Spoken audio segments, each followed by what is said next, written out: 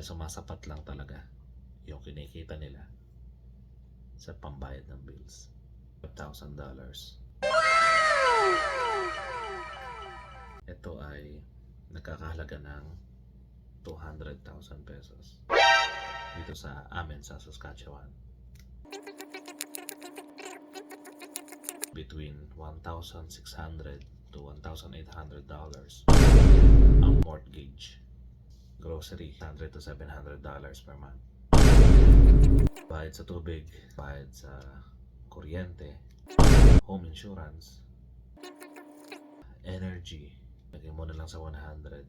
Sa amin, dalawa yung sasakyan namin. So, papagas kami, mahina ang $400. Hindi totoo yan. Para nasa dalawang sasakyan yan. Nagbabayad din kami ng insurance at saka nagbabayad din kami ng lisensya ng sasakyan. Nagfo-fall siya around $300. Parehas na kami. Magkano natira? $100. Saan ito mapupunta ngayon? Sa 40, 4,000 pesos. So, 4,900. 4,900 roughly ang gastusin.